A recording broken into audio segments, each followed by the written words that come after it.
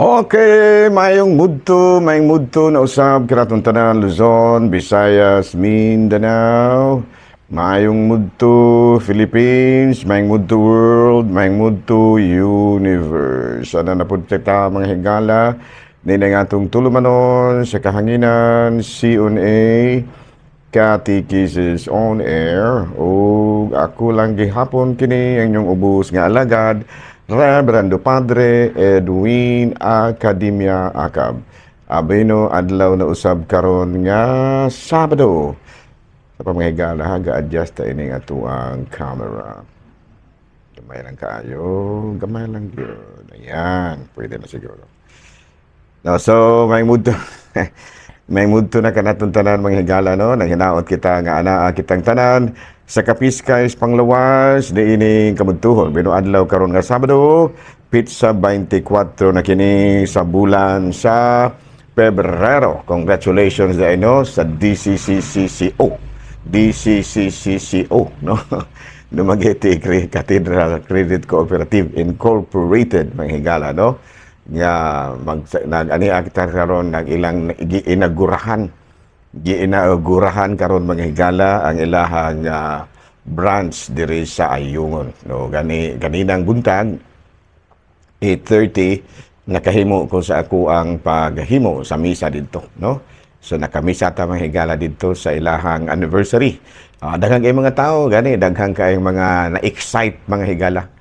Pero tigil nila ka-excited nya padayon kuno ang ilahang kanang gitawag nato og pagpahigayon sa ilahang kalihukan sa kinibitang DCCCO. Bueno mga higala no ay katingala nga medyo ni action og brownout mga higala ni ngit-ngit kay gano'n ni brownout mga higala no, pero padayon lang gyud gihapon kita sa atoa nga mga pag-record sa ato nga programa medyo nga action ngit-ngit mga higala no. So muna nga padayon lang gyud kita mga higala no. Kumusta na diha ang atong talahurong obispo Bishop Julito B. Cortez, ang atong station manager si Father Rama Ata, ang ato apod nga mga kaigsuunan nga mga kaparian lukob Kabisayan ug Mindanao nga maabot karon sa ato nga pagsibya. Kumusta na nang hinaot kita mga higala nga anaa kitang tanan sa Kapiskay Panglawas diini kamudtuhon.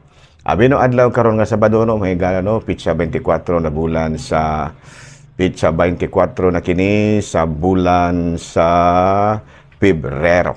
Okay no, karon sunod busimana mo Marso na ta no, mga fiesta sa San Jose. Okay no. Bino wala na ko suga diri mga higala.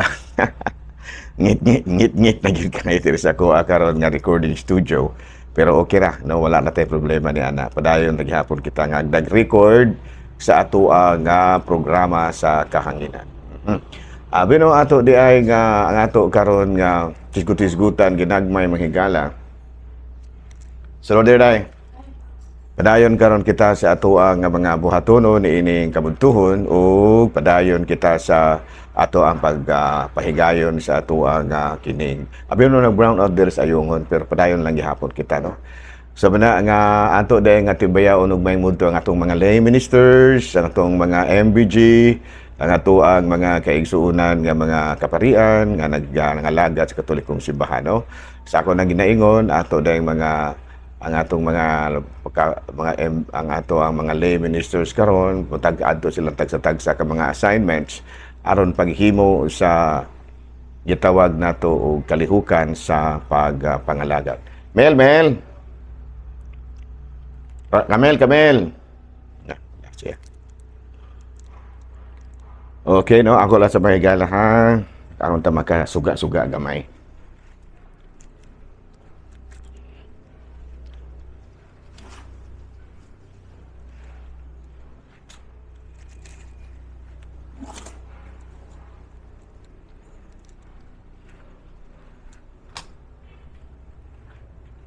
Okay, hayag-hayag na higala. Hayag-hayag na gamani. So padayon ta mga higala no, pagtimbaya nato og may mudto sa ato ang mga kaigsuunan nga nagpadayon sa ato ang pagpangalagad dinhi lang gihapon sa atong istasyon DYWC.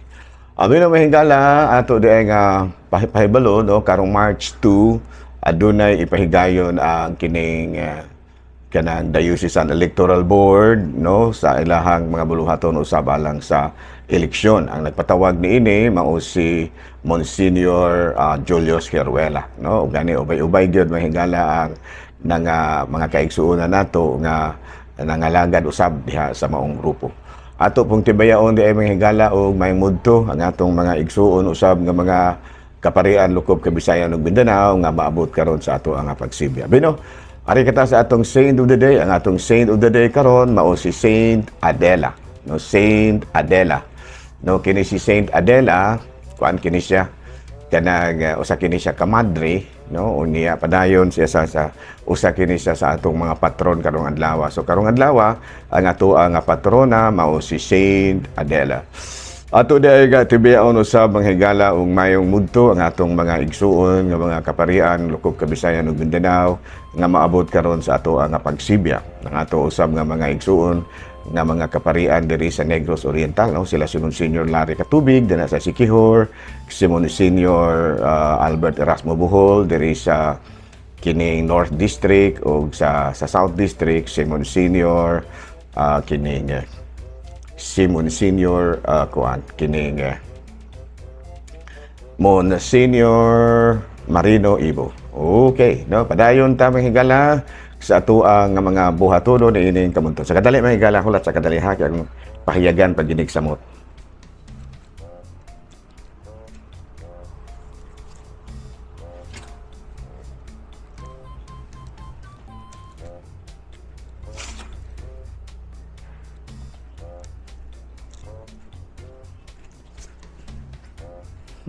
Sugoon ka kay pag-abres kortina nilakaw mapuno ka.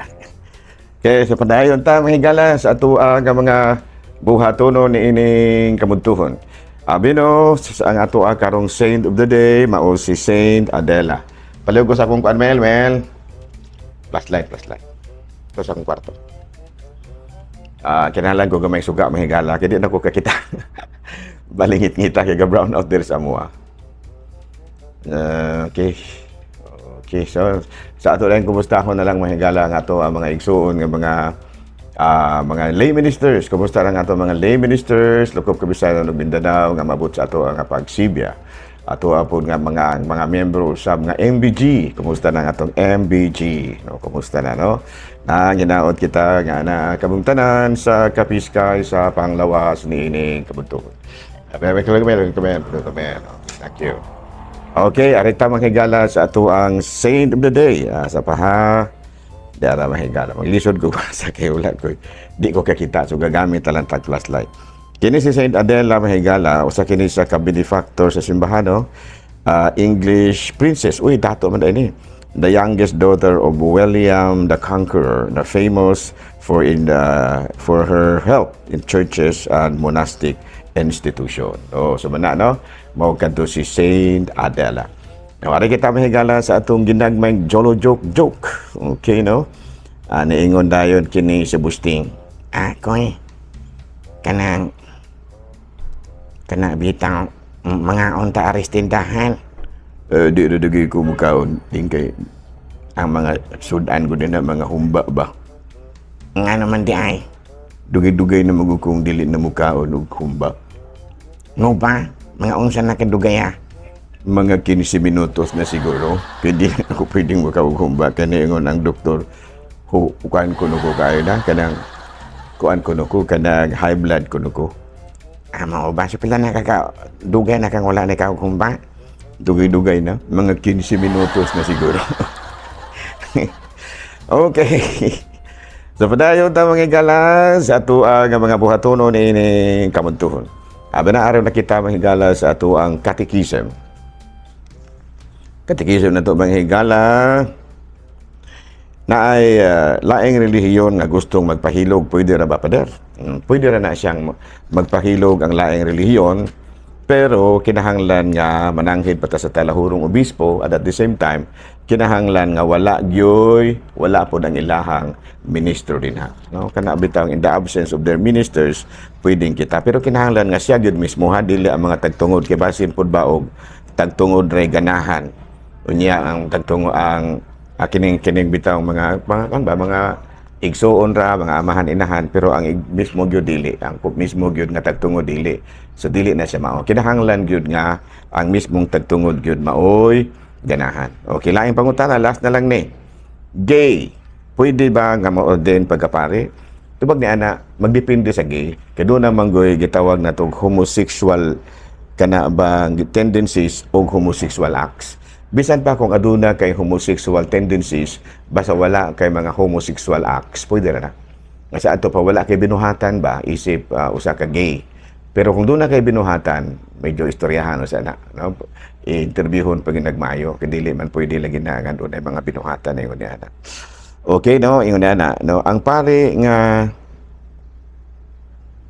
kining mo volunteer nga mo gawas sa pagkapari, pwede ba nga ma-reinstated provided that there are no canon law kanang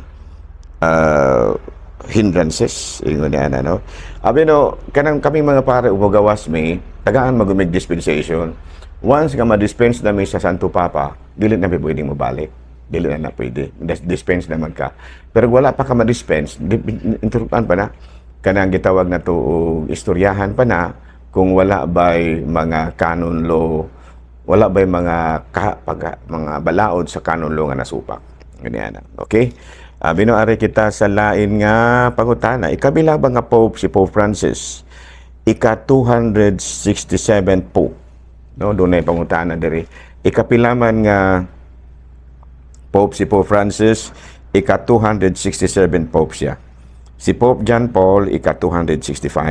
Sa ito pa si Pope Benedict, no, Pope Benedict, ika-266. O niya, si Pope Francis, tag-ika-267. Abi no, din na lang una kita kutob mga higala ha.